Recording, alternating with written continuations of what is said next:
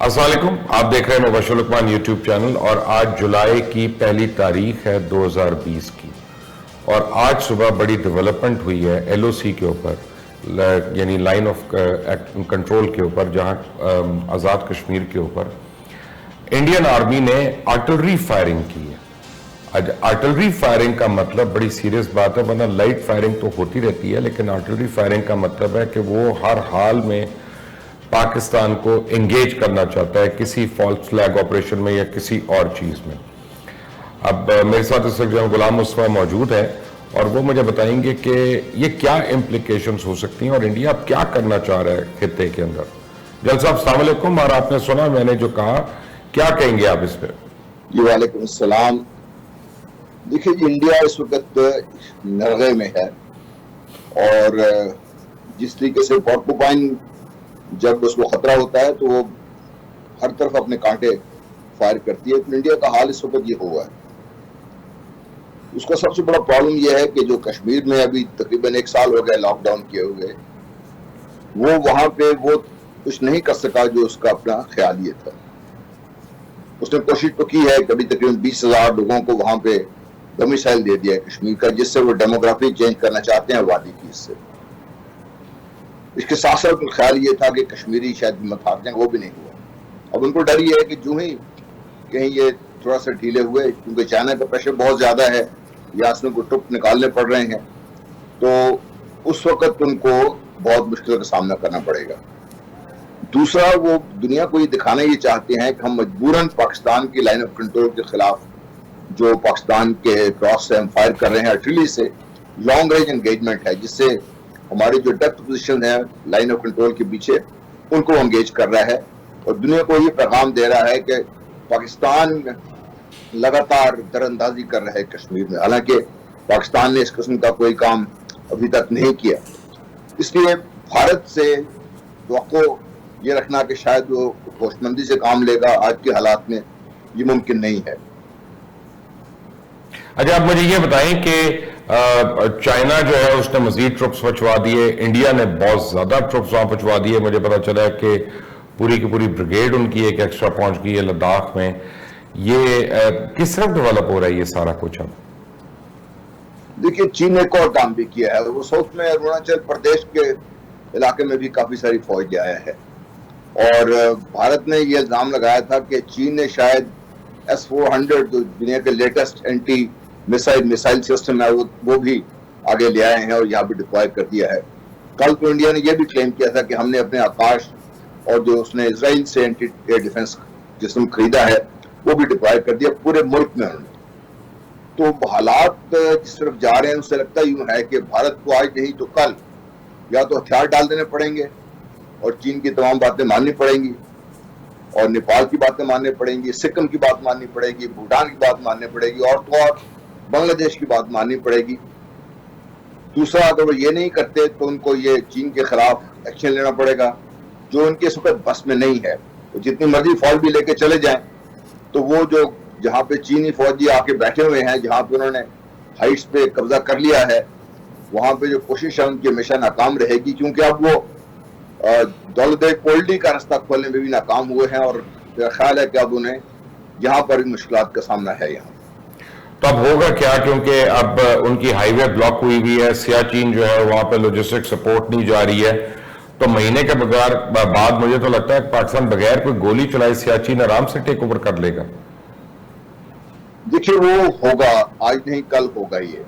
अगर आपको याद हो, मैं आपसे आपके आर्टिकल्स भी लिखे थे, आज नहीं कल पाकिस्तान को ये जंग लड़नी है। क्या पाकिस्तान इस जंग को अपनी मर्जी के मुताबिक टाइम और जगह का इंतखाब करके लड़ेगा या जब मसलत हो जाएगी तब लड़ेगा?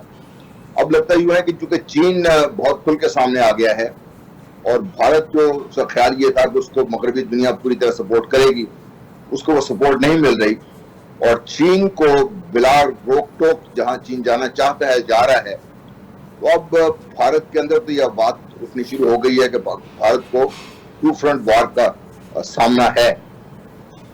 ये देखिए, एक ऐसी सोच है जो शायद आज से पहले भारत में इतनी ज्यादा पॉपुलर नहीं थी, लेकिन अब वो पॉपुलर होती जा रही है।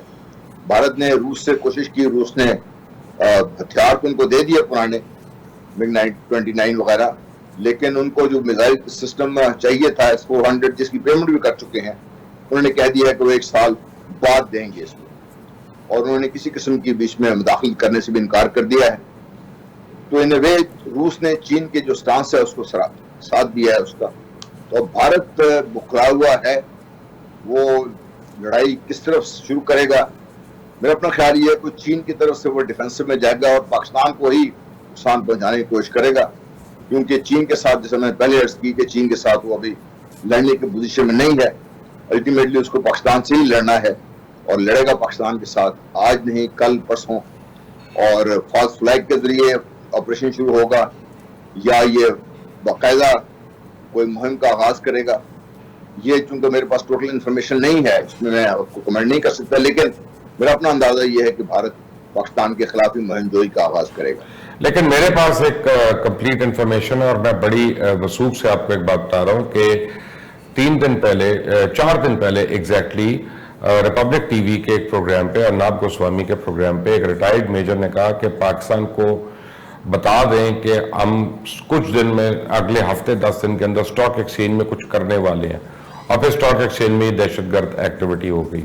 उस बाद एक ट्वीट भी आई थी इसी तरह की वहां से, और उन्होंने भी वार्न किया था कि स्टॉक एक्सचेंज पे कुछ होगा और व्हाटएवर। तो अब इतना ग्लेयरिंग एग्जांपल्स है, तो हमारा फॉरेन ऑफिस क्यों सो रहा है? अभी तक हम क्यों नहीं यूनाइटेड नेशंस के अंदर पहुंचे हुए और ये बात कर रहे वहां पे? एविडेंस आ गया अब तो। देखिए, फॉरेन ऑफिस हमारा हमेशा से ही ढीला रहा है, और उसकी जो प्रोएक्टिव अप्रोच नहीं रही है।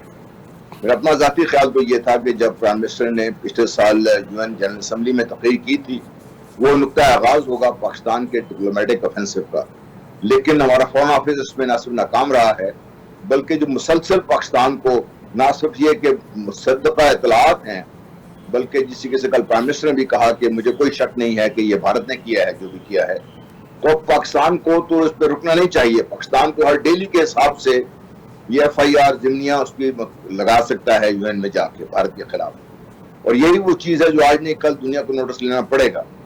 जो बाइडन ने जो भी इलेक्शन की मुहिम शुरू की है, उसमें भी उन्होंने कश्मीर का जिक्र किया है और कहा है कि जो भारत के इक़दाम हैं वो गलत हैं, इंसानियत सोच हैं वो इक़दाम।